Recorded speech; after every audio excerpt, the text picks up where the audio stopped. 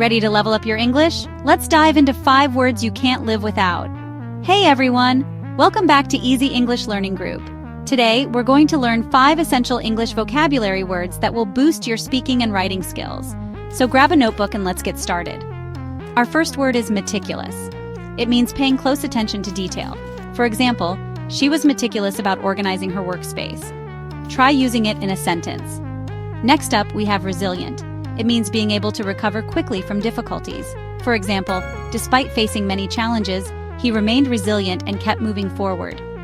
And finally, our third word is exuberant. It means full of energy and excitement. For example, the children were exuberant after winning the game.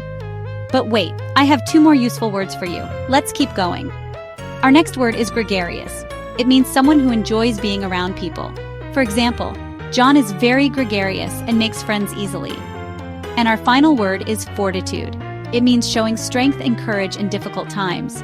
For example, she showed great fortitude during the tough times. That's it for today.